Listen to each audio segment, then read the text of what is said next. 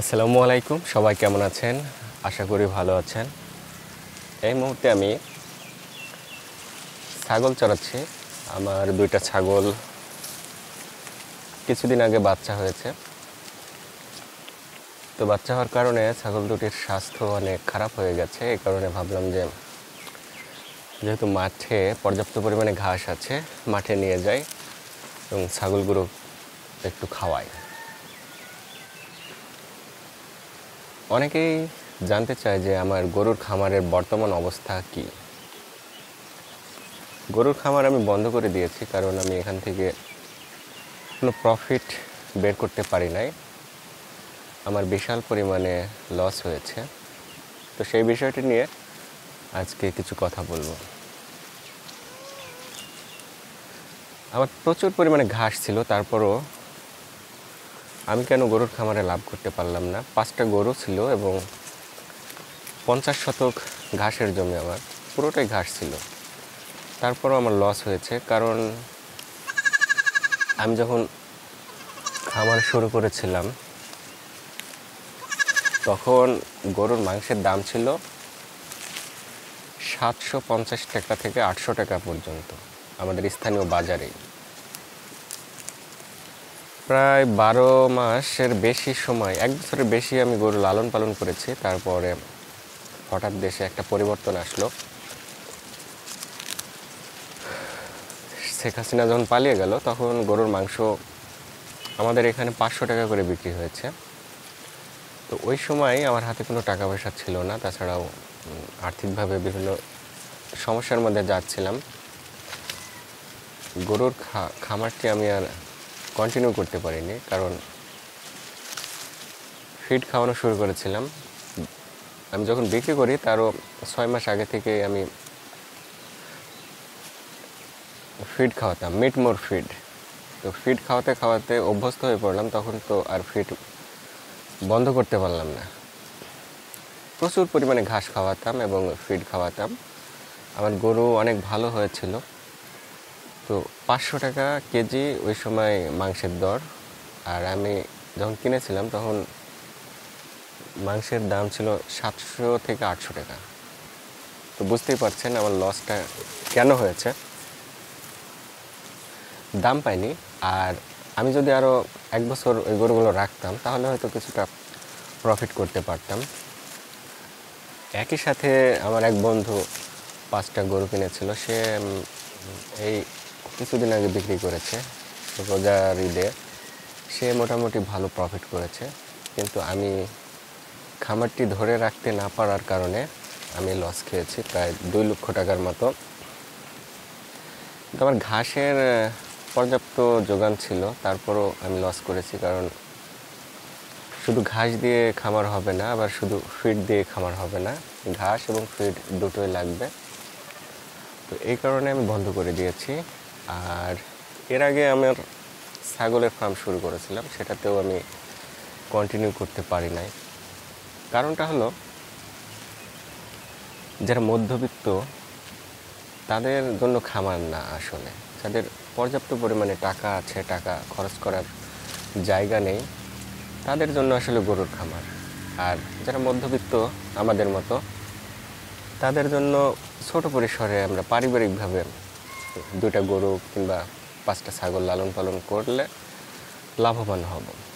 তো এখন বর্তমানে আমার যে পরিকল্পনা সেটি হলো, আমার খামারে কোনো গরু নেই, শুধু একটা বকনা আছে যেটা 2 মাসের প্রেগনেন্ট। তো আমার ইচ্ছা আছে 2টা গাভী লালন পালন করা, কারণ বর্তমানে গরুর বাছুরের প্রচুর দাম। একটা বাছুর কিনে সেটা লালন পালন করে লাভবান হওয়া অনেক কঠিন। একটা বাছুর আপনি 50,000-এর নিচে কোনোভাবেই পাবেন না, কিন্তু সেই 50,000 টাকা দামের বাছুরটা আপনি 1 বছর লালন পালন করে 1 লক্ষ টাকার আশেপাশে আপনি বিক্রি করতে পারবেন। এই 1 বছরে আপনি 50,000 টাকা ওখান থেকে যদি বের হয়, আপনার খরচ হয়ে যাবে আরও 30,000 টাকা। তো সেক্ষেত্রে গরু কিনে সেটা লালন পালন করে লাভবান হওয়া খুবই কঠিন। আর যদি 2টা গাভী থেকে আমি প্রতি বছর 2টা করে বাছুর পাই, সেক্ষেত্রে দুইটা বাছুর আমি লালন পালন করব না, বিক্রির উপযুক্ত হলেই 50,000 করে যদি বিক্রি করি তাহলে ওখান থেকে আমার 1 লাখ টাকা প্রফিট আসবে। আর গরুর দুধ বিক্রি করে গরুর খরচ প্লাস আমাদের টুকিটাকি খরচগুলো মেটানো যাবে। এটাই গরু নিয়ে আমার পরিকল্পনা। যেহেতু আমাদের বাপ দাদা সবাই কৃষক ছিলেন এবং গরু লালন পালন করা এটা আমাদের বংশের একটা ঐতিহ্য বলা চলে। আমি ছোটোবেলায় থেকেই দেখেছি যে আমাদের বাড়িতে সবসময় 4-5টা গরু থাকেই এবং গাভী আমার আব্বু লালন পালন করতেন। তো আমারও খুব ভালো লাগে। তো এবার ইচ্ছে করেছি যে গাভী লালন পালন করব। যেহেতু আমার যে জায়গা ঘাসের পর্যাপ্ত যোগান রয়েছে, আর ছাগল এটা বাণিজ্যিকভাবে লালন পালন করা লাভবান হওয়া সম্ভব না। ছাগল পালন করতে হবে খুব কম পরিমাণে, 8 থেকে 10টা, এর বেশি যদি ছাগল লালন পালন করা যায় তাহলে লোকসান হবে। কারণ ছাগলেও কিন্তু প্রচুর পরিমাণে খায়, কিন্তু সেই অনুযায়ী আপনি প্রফিট পাবেন না। এ কারণে ছোট পরিসরে পারিবারিক চাহিদা পূরণের জন্য ছাগল লালন পালন করা যেতে পারে। এখানে যদি আপনি বুঝতে পারেন যে কিভাবে লালন পালন করতে হবে তাহলে লাভ আছে। যেমন এই যে 2টা ছাগল আমি হাটে থেকে কিনে এনে আনার 1 মাস পরেই ডাক আসে এবং তার 4-5 মাস পরে আমি এই 2টা বাচ্চা পেয়েছি। প্রথমবার 1টা করে বাচ্চা, পরের বার 2টা করে বাচ্চা পাওয়া যাবে। তো একটা ছাগল থেকে বছরে আপনি 2বারে 4টা যদি বাচ্চা বের করতে পারেন তাহলে 8টা বাচ্চা আপনি পাচ্ছেন। এই 8টা বাচ্চা আপনি খুব কম করে হলেও বিক্রি করলে 50,000 টাকা এখান থেকে আপনি প্রফিট বের করতে পারবেন যদি ছোট পরিসরে করেন। এই 2টা ছাগল থেকেই বছরে 50,000 টাকা আয় করা সম্ভব। আর ওদিকে 2টা গাভী থেকে 1 লাখ এবং এই 2টা ছাগল থেকে আর 50,000 টাকা যদি আয় আসে তাহলে ছোট পরিসরে শুধু গরু আর ছাগল থেকেই 1.5 লক্ষ টাকা বছরে প্রফিট করা সম্ভব হচ্ছে। এর পাশাপাশি চেষ্টা করতে হবে অন্য কিছু করার। যেমন আমি টুকটাক অনলাইনে কাজ করে কোনো রকমে আল্লাহর রহমতে টিকে আছি।